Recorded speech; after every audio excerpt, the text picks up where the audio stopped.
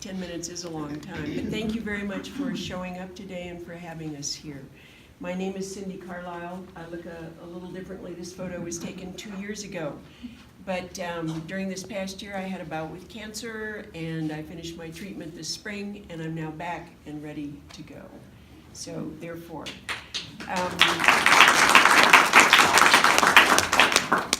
I did run 2 years ago.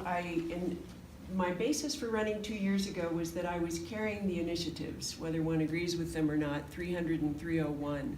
And everyone I talked to was so upset with government and what was happening in the community in terms of development, and feeling that they weren't being heard about what was happening in their very own neighborhoods. I'm a long-term Boulder resident. I've been here since the late 60s. I came to go to school, got my degree from CU, and went on into graduate school.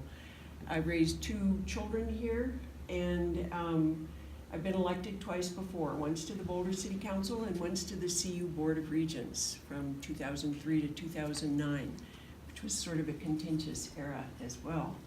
I'm back at this time. I've been involved in civic activities throughout this period of time, but I ran 2 years ago because I thought that we really did need to see some change in governance itself. And I thought, given my long track record and my ability to, and long history of speaking with the community, that I might fit in that place.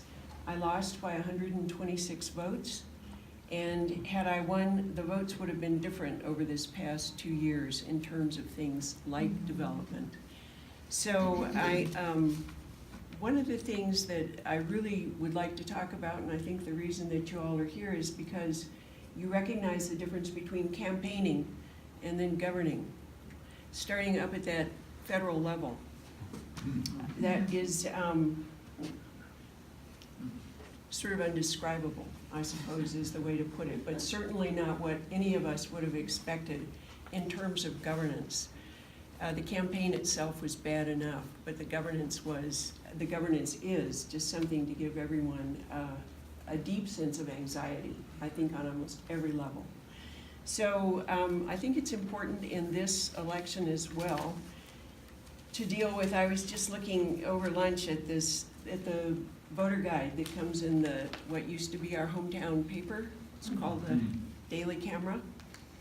And I thought, wow, here's this full-page ad, and it says, it's endorsing 5 people: neighborhoods for all, keeping jobs in Boulder, environmental leadership, open space, solutions for tough challenges. Well, that pretty much describes, I think, almost everybody I've heard speak. So how do we sort this out? It is by asking questions, and the questions that you're asking is good. People say they're for affordable housing. How do we get there? How do we pay for it? People say they're for carbon reduction. How do we get there? How do we pay for that? These are questions that I think are really important, and one of the things also is that once persons are elected and there is a seated government, how does that government then talk to the people, solicit information, and use it? Not just put it on the side or say, well, we've already made the decision. So the city put together a public participation working group that finished its report this spring and finally reported to the council in August. And one of the things they said, and it was a very diverse group of people, relatively large. They met over 30 times in the past year, and they had a consensus report so that not everybody got what they wanted, but everybody signed off on what went forward. And what they said was that the council needed a culture change, starting at the very top. And the other thing is that the citizens in the community need to be involved on the front end, not after the decisions have been made or after the process is down so far that one can already sort of guess what the end may be, like it or not. So that is one of my big pieces in terms of my campaign. Is community involvement, community participation, and being sure that voices are heard. And it's not necessarily by getting people out to meetings and coming into meetings at 6 o'clock at night and lasting for whenever.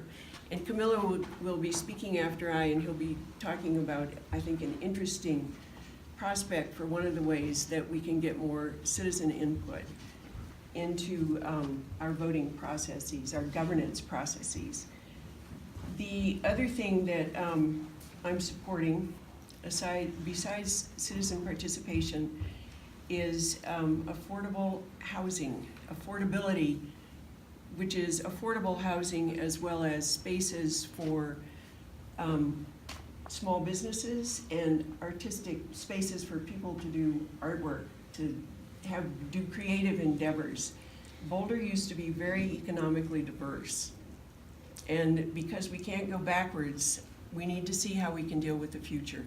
And there are areas around the city that are being looked at now, considered now, and indeed the Pollard property out at 30th and Pearl has been designated for a pilot program to put forward some commercial spaces there that will be for small businesses as well as residential housing, and a large amount of affordable mixed, not only low income, but median income housing as well. So it will be very interesting to see how that goes forward. Another site where all kinds of possibilities exist is the hospital site, Community Hospital, over on 9th and Balsam and Broadway. So that's another piece of that. And then how do we get the money for that?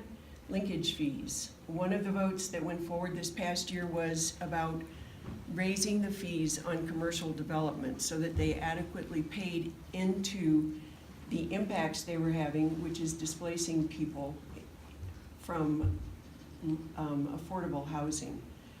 A consultant was hired who had advised a high fee, 120, and then it got down to 65, he said would be reasonable because a number of people do commute and they're not necessarily interested in living in Boulder. The city staff took it down to $15 a square foot, and the council, in its wisdom, voted for $12 a square foot, which was really below what the conservative staff had voted. That was a 5-4 vote. Had I been there, it would have been, I would hope, not $15 a square foot, but one of our other candidates, Mary Young, has voted 3 times that. And it's entirely reasonable, but that's another question to ask people when they say they're going to work for affordable housing. Ask about the linkage fees. Ask how they would have voted on that. Do they think, is this the right level that it is right now, or should it be higher? It said that it would hurt development if it were higher. But the consultant who did the studies looked at other communities across the country and specifically on the West Coast. And it's totally reasonable for it to be 3 times higher. It's not going to stop the building here. Boulder is too desirable at this time. So the other thing is the climate change, and here I am taking up all my 10 minutes. I do support the municipal electricity. I think it's the only sure way that we can get to having our carbon emissions be where they want, 0 carbon emissions by 2030. We don't know now what it's going to cost or how long it's going to take. We knew this wasn't going to be a short-term thing. It wasn't going to be done overnight. But we'll have the opportunity to vote again if it's found that it is unrealistic economically to have to have an electric utility, a municipal electric utility. There are other ways to deal with carbon mitigation, but that is the surest way. And Sam Weaver is sitting in the back, and he's the expert on this, so he can take it away on that. Thank you very much. All I need is some water.